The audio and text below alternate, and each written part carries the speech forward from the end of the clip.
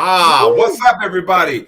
Welcome to another episode of ArmTalk. I'm your host, Jody Williams, and tonight, primetime edition, I give to you the youngsters going to be making waves in the sport. Everybody, Miss Peyton Pickering. Peyton, how you doing today? I'm doing pretty good. I got off work earlier than I usually do.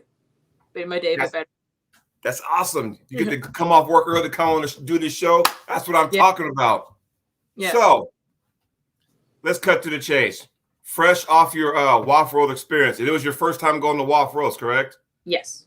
Anyway. Okay, so here, set the stage. What was it like? Tell me from your point of view, what was it like? Definitely the most intimidating competition I've been to, just from the sheer amount of people there. And with being a woman in the sport, you get to know like every single woman that you're going to be competing against in your area very well. So having no clue who any of the women I was competing against, like not a single person was familiar to me, that definitely was scary. But it was a lot of fun. It was also like, it was the most fun tournament I've been to, probably because of the adrenaline that was behind everything. And I had a pretty good sized class. I had 7 women, which for women is pretty good. I was kind of worried that I wouldn't, because I didn't know what to expect at all with what I was kind of going in blind. But yeah, I had a class. I had 7 women on both arms, and it was definitely a brand new experience. And the whole like badge system, that was real new for me. Oh, hey, when you go to a world championship, you got your lanyard on, you got your badge and everything. And, you know, the IFL Worlds I went to here in the States a few years ago was felt more like a national, but, you know, they called you by your name. And I believe because of the different language barriers, when you go over there, I think they announce by your number. No, they just put your picture up. Oh, okay. Yeah. I know every person has their picture and they got like a number next to it. I didn't know if they called you by number or what the case may be. Do you feel like it was going super fast because it's like, okay, now you go from Canadian Nationals where you kind of, 908 entries, we'll get to that later, but you go from there where you kind of know, you have a good idea who you're pulling, and now you go across the pond, Moldova, and you don't know nobody in your class. Now you're kind of going, okay, how are we going to do this? Take a deep breath, because you said they did left-handed first, correct? They did, which I think was better for, like, the mental aspect of it for me.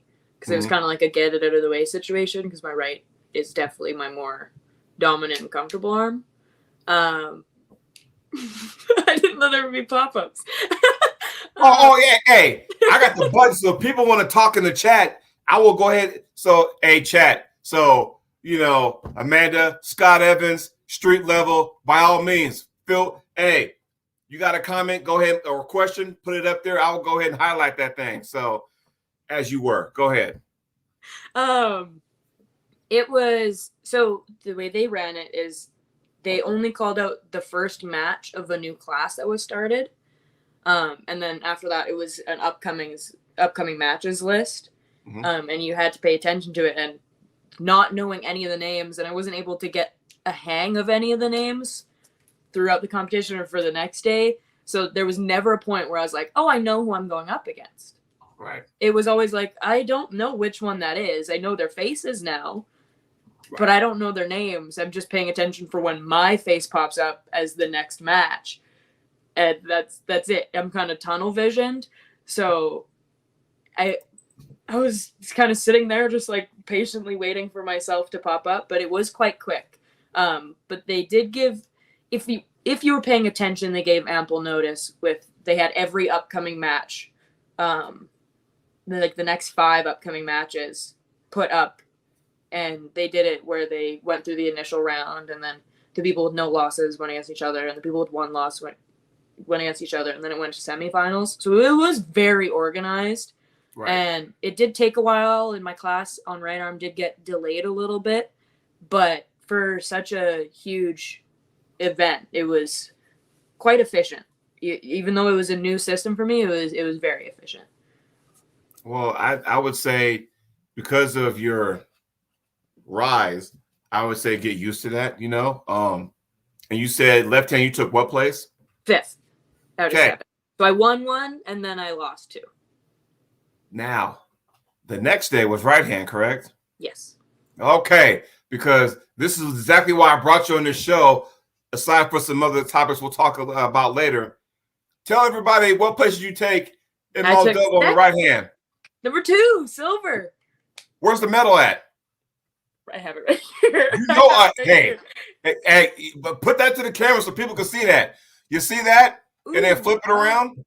Ooh. Yeah, y'all see that? So again, we're talking to Peyton. And the first time you and I connected, it was at Manitoba last October. Met your dad, met you, watched you. I'm like, okay, here's Peyton, and here's the thing. You were in a class that had Gabby, I think, who else was in your class? I think, Sarah Wilson. What's that? Sarah Wilson. Sarah Wilson. So, man, you're not starstruck, if I can say that. You're not starstruck. Like, hey, if I can go against these ladies and do fairly well, whatever, then anything else y'all throw at me, I'm good with. So when you take that experience, right, and then you head to Worlds, it's like, man, and taking second place, mind you, is a big deal. Do you feel like now that with the ladies' youth that you have a target on your back? I mean, a little, just because like I've seen some traction, and obviously more people will know me. And then I feel like I kind of stood out because I was the only one from Canada that podiumed in like the junior and youth. And I'm an unfamiliar face because from what I heard, a majority of the girls in my class have competed at Worlds multiple times. Like the girl who got first is, after Worlds, a 12-time gold medalist at WAF. And I was like, oh, everybody knew who she was. And I didn't. And they didn't tell me who she was. So I didn't get it in my head and was all scared when I had to do finals with her. But finding out that she has been there about 1 billion times, and she's also competing senior, I definitely maybe a target on my back. I wouldn't say that because I never have it in my head that it's like people are paying that much attention to me. It never clicks that like there are so many eyes on me. Especially after I had a super match in Montana and the video got like 60,000 views in the first few weeks. And you see what I'm saying? Do you understand where the position you're in right now? And here, I'm gonna go ahead and lay it out this way. Now, at the tender age of 19, okay, so it's an inside joke, guys, inside joke. So tender age of 19, right? And Gabriella, that she's like she's won Worlds like 748 times or something like that. Yeah. But it started in the youth, right? And that's where you're at right now. So every year it became the Gabby Invitational. She was that good. Mm-hmm. You, on the other hand, you have the tools to make that leap and be that person, Mm-hmm. And, I'm not trying to put any pressure on you, but the reason why I asked you, do you feel like you have this bullseye, is because now it's like, okay, like you just said, hey, Montana super match, all the views you got, right? Mm-hmm. Now, Canadian Nationals. Tell us about that, because I think there's like 908 entries there. Mm-hmm. Explain. Tell us how that went. How'd you do at Nationals? I took a silver and a gold at Nationals. I got gold on left, and I got silver on right. The classes were, for Nationals, significantly smaller than they were for Worlds for me. Mm-hmm. I think there were 5 of us. I could be wrong. And I don't know if there were 5 on both arms. Right. But I knew everybody I was going up against there. I had heard of them at some point. I think there might have been one woman I didn't. But other than that, like, I knew my biggest competition.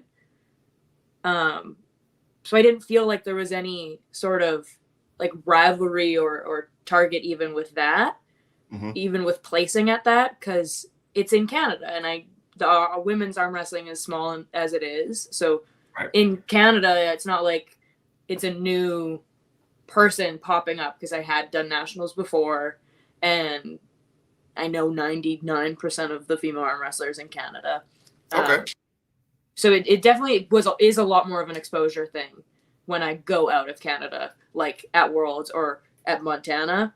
Gotcha. And it was always a shock. Like after my Montana match, I went from like 98 Facebook friends to like 700 or something like that in a very short amount of time.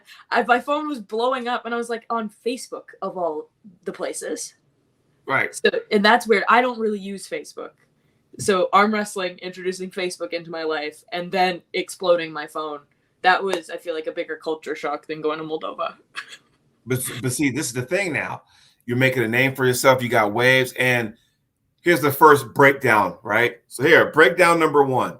So when you know the people that's in your class you're about to compete with, tell us, in your words, to everybody in the chat, the difference between that and then when you go to a bigger stage tournament, that there's people you don't know.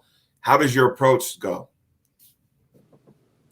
I mean, with the women I know how they arm wrestle, so I know what I need to do. And I find I blank less. I have a really big problem with blanking when I arm wrestle. I kind of just tune everything out and hope my muscle memory works. So at Worlds, it was a whole bunch of I'm going to do what I know how to do. The one thing I'm really confident in. And then maybe after, if I have enough time after the go, adjust to my opponent. Like that was the biggest difference. I didn't know how to adjust to anybody, and everybody's set up so different compared to home. So I keep saying I was nervous, but like I was so fucking scared. I was shaking after each match just because adrenaline. Yeah, and I didn't know anything that was happening. Like I didn't realize there would be that big of a jump in the familiarity of my surroundings from nationals to Worlds. I knew there would be one because I'm going across the world. Right. It was so much bigger than I anticipated. Everything was different from how they called me up to stage and how people were setting up, how the risers worked, all of it. Every aspect of it was different. Languages, refs I've never seen before. I'd never once got a ref that I knew. So I was like, oh, damn it. When that happened, because there was like Joey Costello there, and he kept popping to the table I was supposed to be competing at. Right. But I never actually got him as my ref. Well, I know that with some of the refs, because of the language barriers, there's a few words that they all can speak, like shoulder, wrist. I mean, they all know that because, I mean, you really can't say, hey, don't do this in your language because you'd be like, what the fuck are you talking about? So when they say like, shoulder, wrist, okay, everybody knows what that is. And everybody could adjust to that. So, with you being over there, and it's like going, damn, and it's like everything's out in the open, and you're like trying to catch your breath, you hope you don't hyperventilate. And it's like, oh, this is real stuff, And when you finally go up there, and like you said, I'm glad for you, you got the chance to do your left hand. I'm assuming your right hand's your more dominant hand. Absolutely. Yeah. So I'm glad you went left first, because then you can kind of go, okay, I know how this goes. So the next morning when I wake up and compete on the right hand, my dominant hand, I know what to expect. I know how to go in there. Okay, I'm not, worried about the lights, camera, action scenario. I can go in there, do what I need to do, and hope for the best, which you did. And everybody in the chat was saying congratulations. So here you go. Now, where do you go from here? Oh God, I don't know. My dad's, if I'm being so real, my dad is the one that keeps track of all of that for me. I call him. That's your agent, right? I call him my agent or my assistant. Oh man.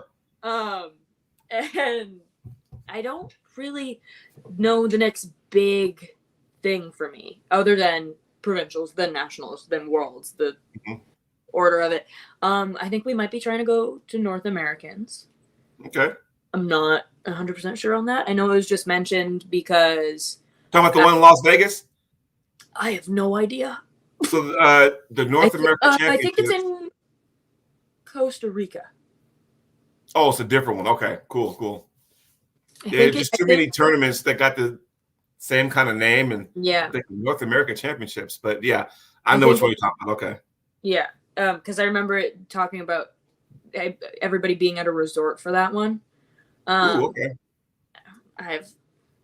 Once again, I have no idea. All I know is that it is a qualifier for next Worlds, but I am already qualified for next Worlds because I went to this last Worlds, so I don't need to go. But it is another big tournament for me to be able to go to. So I think we'll have our eye on it, but I don't, because I think it's in like March or something. So I don't know. I got a question, and I don't want to put you out there as far as politics go, but Dan Plexman's in the chat. Dan, help me out too. How does one qualify for Worlds in a different country that's not your own? I don't know. Really. That's weird to me. I think the World Championships is a qualifier for World Championships. If that makes sense. Or maybe podiuming. Yeah, that's all I know is I got told I was already qualified to go to Bulgaria. So, like, that's the biggest thing that we're going to be playing. Oh, so they already have next year's Worlds already set? Yeah. Location-wise? Yeah. Bulgaria. So now it's time to, and did you get, how did you get there? Like, I'm not to be nosy, but are we, hey, guys, GoFundMe or, hey, any sponsorships or what have you? Because now it's like, oh, Bulgaria next year? Yeah, let me start saving money now. I mean, because some people do that. I know here in the States, because we, some of us do the IFA Worlds, and that's in Greece coming up, right? And, some people will stock load a bunch of T-shirts, sell them, $25 a shirt, and then that money goes toward their trip. Or, some people are making handles, homemade handles, whatever. Hey, $25. I mean, I guess you could say that's their hustle. But again, that's just a way for them to help them get for the cost over there. Did you have a sponsor, or did you do stuff like that? Or how'd that work for you to get to Moldova? My dad is big on motorcycles, so he built a motorcycle and raffled it off. Oh, that was the majority of our fundraising. It was 165 spots at $65 each. So it was a big chunk, and it ended up basically just being flights for us to get there because flights are expensive. But other than that, it was kind of what we saved up and what we had to cover like the being there costs. I'm not. If once again it's my dad that does most of this stuff. I know there were a few people that kind of just bought one ticket and gave us extra. They bought a ticket at a higher price as like donations, stuff like that. I'm not sure who did or how much, so I can't give them a shout out of appreciation, unfortunately. But there were quite a few people that did that, or were like, I don't ride motorcycles, but if I win the bike, I'll give it back to you so you can raffle it again, type of thing. So like I had a lot of community support, but we just didn't end up doing a whole bunch of fundraisers. I know we had at least one more in mind, but we never got to it. Right. I kind of feel like we fundraised more for my first nationals in terms of how many things we did. Right. I have a friend on my bed sitting over here, and she's nodding, and it's shaking the entire bed. But we did a lot. We did like booze raffles, and we did like 50-50s. We did a lot more stuff. We did not earn as much money because, raffling off a bike will get you more than a few bottles of liquor. But my dad did 90% of the work to get us there and plan us and have us there, and he does 90% of the work. Well, tell your dad I said what's up, by the way. So he's probably watching. He went to work, but don't tell his boss this. He plays on his phone at work. Okay, well then I won't get him in trouble. Now, you got home.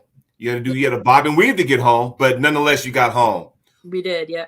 What was it like when you finally touched down to Saskatchewan, and what was it like when you arrived and you're back home now and you're around your friends, and tell me they had like a big dinner for you? Tell me how that felt. It was a lot more chill. Just because I was like, I want to go home and go to bed in my bed, especially after the whole debacle with our flight being canceled midair, and then having to stay at the airport until like 3 a.m, and then Finally, we found a place to sleep, and then we had to be up really early because we got put on a flight at like 3:00. After we were trying to get a rental car, and then they said that we had a rental car, and then we didn't have a rental car. So that's why we were up early. Yeah, they didn't have any more one-way left, so we couldn't even just drive home.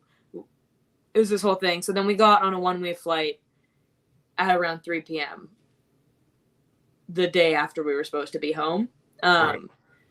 Which, I mean, best case scenario, because like we were stuck in Quebec at this last nationals for a whole extra week because we ended up having to drive all the way home when I was meant to fly home to be at work on time. That didn't happen. So our delay of being stuck not at home was a lot shorter than at nationals. They were trying to fly us all the way out to Vancouver and then have a 9-hour It's like you had to go there just to come back. Yeah, and a 9-hour layover in Vancouver. And my dad was like, we're not doing that. We got to figure something else out. And they're like, oh, we found 3 seats right next to each other on a flight directly to Saskatoon. Right. And I was like, oh, okay. Well, I mean, it worked out. But when we got home, it was more of I got home. I saw my friend who's sitting on the bed here because she was watching our dogs for us. He's waving at you. And I kind of hung out for a bit. And then there's this like bike event that happened to be happening at the same time that my parents go to. So I went there I think we went to pick up my dad, right? We went to pick up my dad and I ended up being there for like an hour just talking to people. But other than that, I haven't really had any big celebrations. Kind of just you deserve it. So now tell us about Peyton, the team you train with. How does that work? How often do you train? Is it table time? Is it gym? Is it both? How often? Let's hear it. Okay. So out of Saskatoon, I am with the Bridge City Pullers Club. Shout out to Curtis Klaschinski. He's the one that runs that. And every Tuesday and Friday, we have practices for a few hours. And that's like almost 100% table time. Unless you reach out beforehand or like, I want to work on this specific skill. But it's a great team. It's a great club because a lot of clubs have this issue of like going and competing and like this mentality of being on the table to win. But table time at our club is practice. There's no big battles and pushing each other's limits. It's training,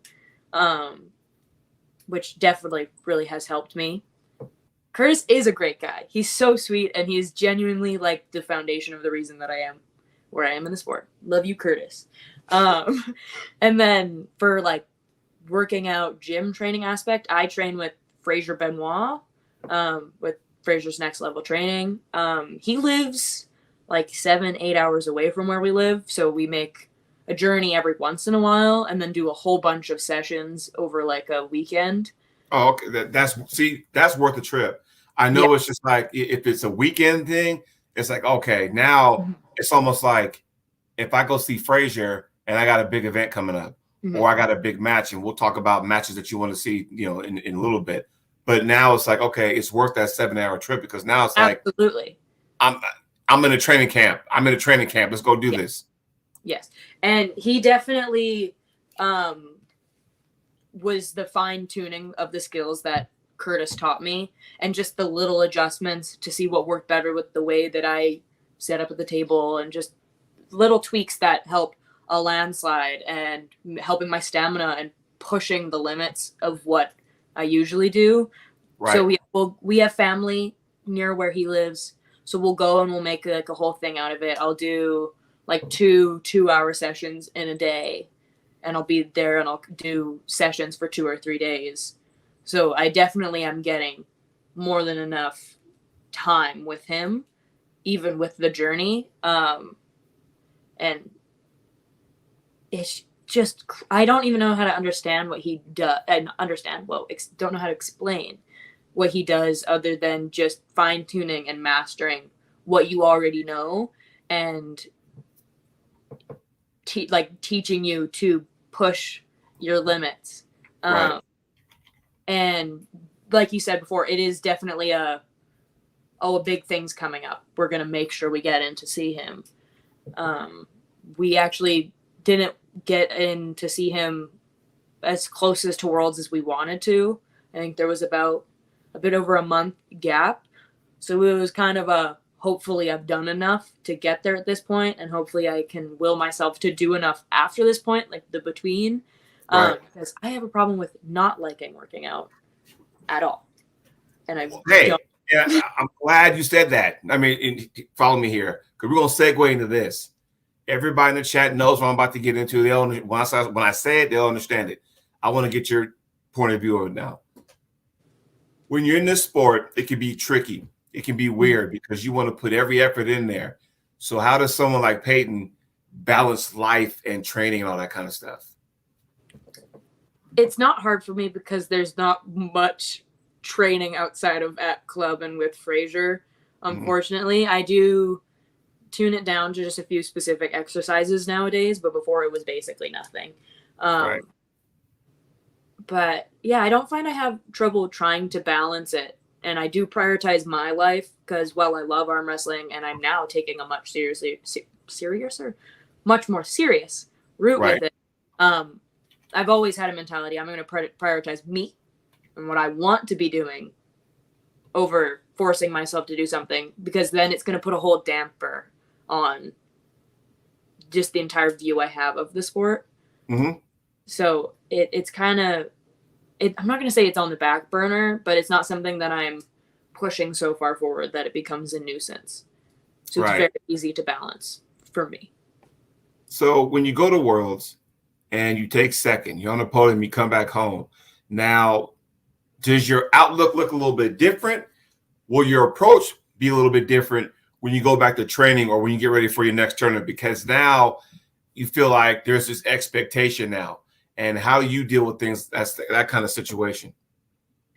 I definitely do think I'm going to be putting a lot more into it now that I know that I'm capable. I've had a billion people behind me telling me and trying to show me that I'm capable, but it's hard to believe stuff until you see it. And I did not expect to walk out with anything. Right. I was going to say this weekend, but like at Worlds, I didn't expect to walk out with anything, and walking out with a silver of all things. Mm-hmm.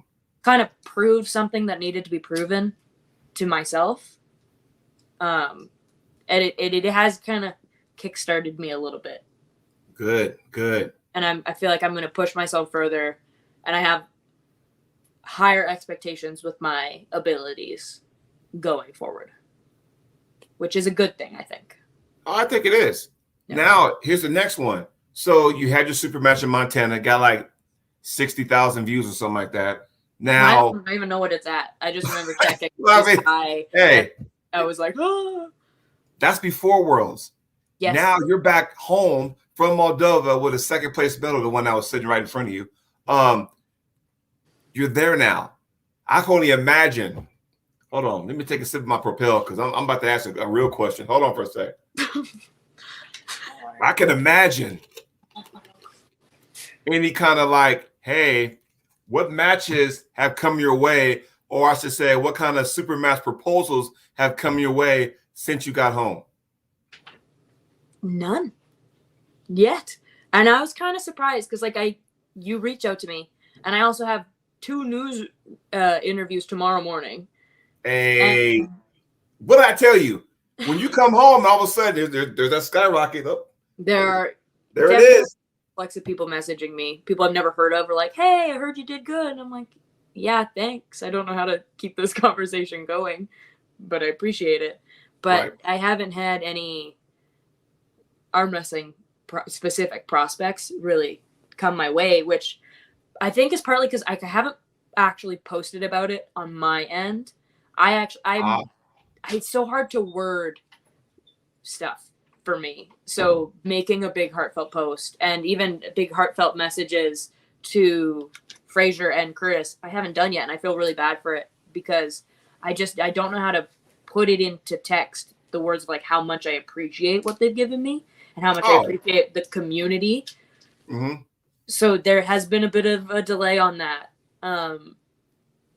My dad's the one that's been posting it. And if people aren't, friends with my dad, then it's not fully getting out there. But well, they got to go through him I was surprised, and I felt pretty cool because I got a direct shot at you, whereas a lot of people may have to go through your dad to get to you. So from that aspect, and it's only a matter of, is there somebody out there that you would love to go, you know what, I want to challenge myself? Because I think a lot of times, being in sport for a lot of years, I've seen how this sport can really make or break somebody. If you're worried about taking losses, it's probably not the sport for you, but it's all about challenging yourself and improving yourself and go, okay, what was the take back? Whether you win or loss, what is the take back? So is there any lady out there, that says, hey, you know what, I would love to challenge her just to see where I stand, because we can train with your team or your club all day long till the cows come home. But at some point you want to know, okay, I want to know, is this really working? So either A, you go travel somewhere else out of your region and have a practice to see, okay, if what I'm putting in here with Frazier or whoever, is it working? Or, challenge somebody to go, okay, this is working, or I need to tweak something. But to my original question, is there a certain lady out there that you would love to say, I want to know how I do against this individual? I feel like the hardest question that I've been asked, and I've been asked it a few times. There's no women specifically that I'm like, I want to challenge this person, but there are a ton of women that I've just never actually been able to arm wrestle throughout my history in the sport. Like, I've never been able to arm wrestle Vivian Santos. I've never actually been able to arm wrestle Ursula Askey. I've seen a lot of women like Nissa. I think her last name's like Camden. I could be wrong on that. I've seen her everywhere, and every woman that I've never arm wrestled, I have a huge desire to arm wrestle. All the women on the Lucky Ones podcast, I've never met. You hear that, Lucky? So she calling y'all out. You hear that? Yeah, Lucky. Just kidding. But I've never met any of them. So having female arm wrestlers around that I've never arm wrestled puts a sense of challenge in my blood. And I just want to be able to arm wrestle every chick that I meet, which obviously isn't how it's worked out with like weight classes and being in a different country. But genuinely every woman I have not arm wrestled is in my mind. Like the cogs are turning in there, especially because the podium of arm wrestling can be so weird, where I can be absolutely destroyed by somebody and watch somebody who I think I beat very easily destroy them. Like, it's not a 1 + 1 = 2 situation. So there is also always that layer of, I don't know. Because I've seen women that I beat women that I've never arm wrestled, but all I hear about is how great of an arm wrestler they are. And it's not that they're not a great arm wrestler. It's just I want to know what they do that would pose that level of challenge with me. Because the way I arm wrestle is always different than the way the next person arm wrestles. And you can never tell how you're going to do based off of, well, I beat her and she beat her, but she beat me. Like, that's never going to give you an answer you want, and you should never go into anything being like, well, I beat a girl that beat her. It doesn't matter. There's so many scenarios. Here, I'll give you one. Check this out.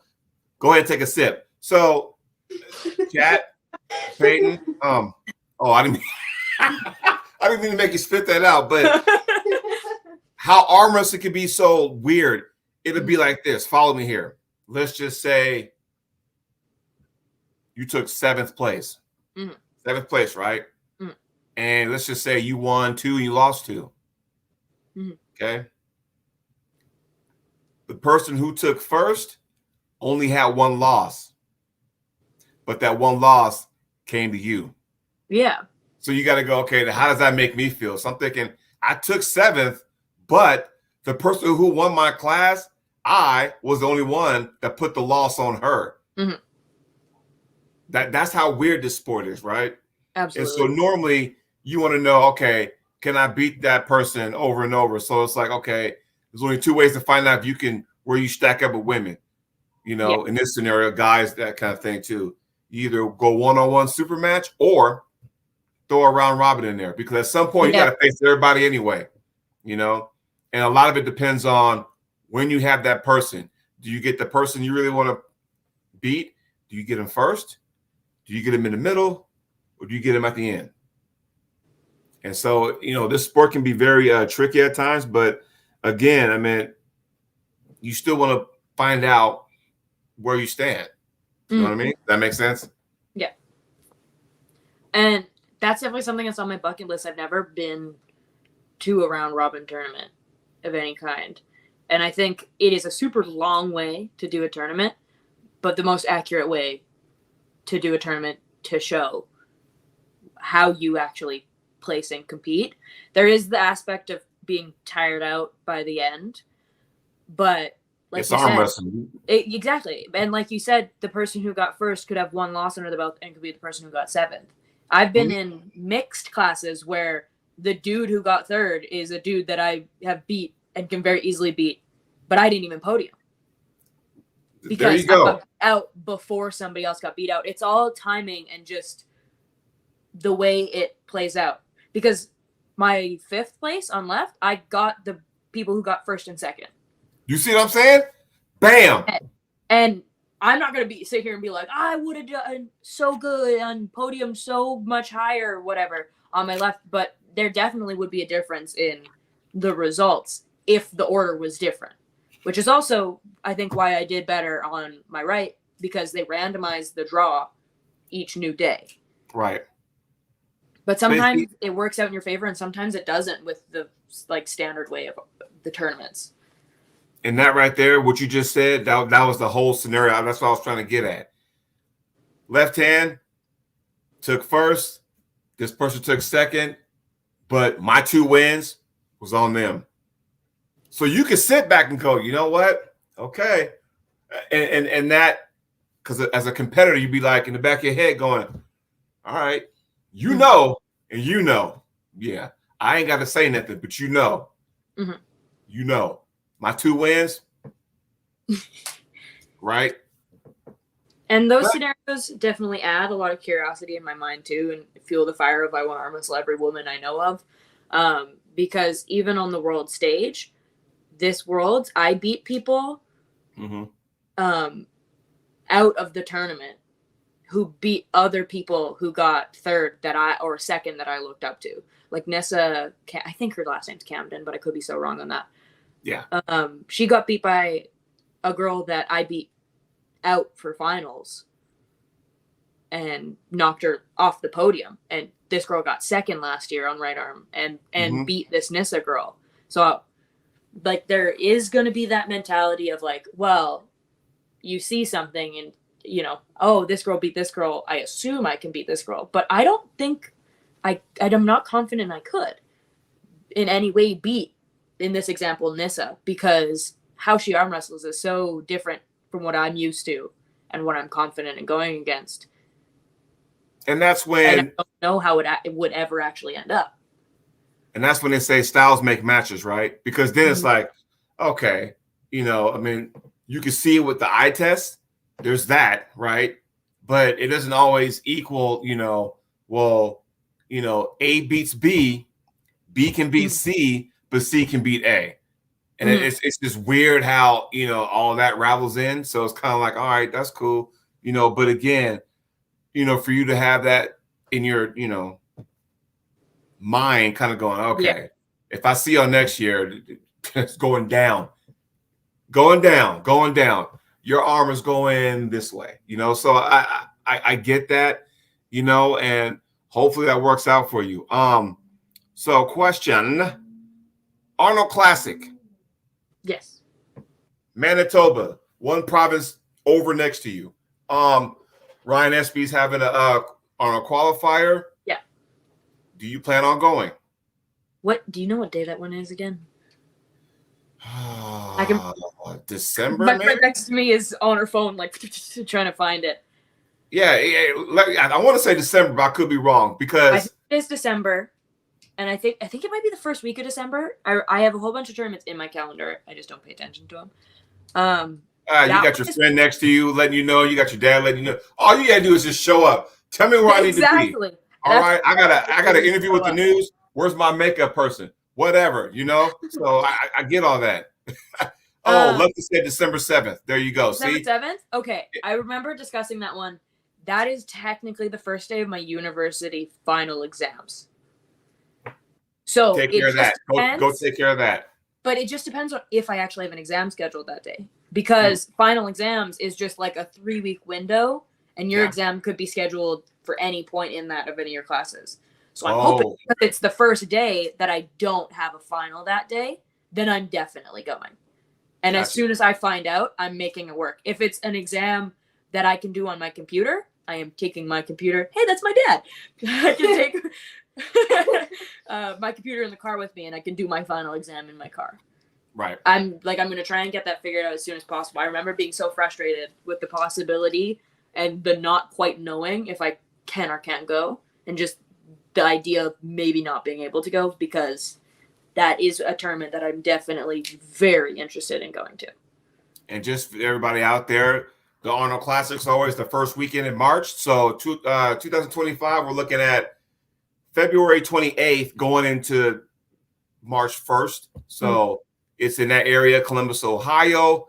Be prepared. There's qualifiers, all over the place, We still got some that needs to be, settled out. So congratulations to all the ones that actually competed and took top 3.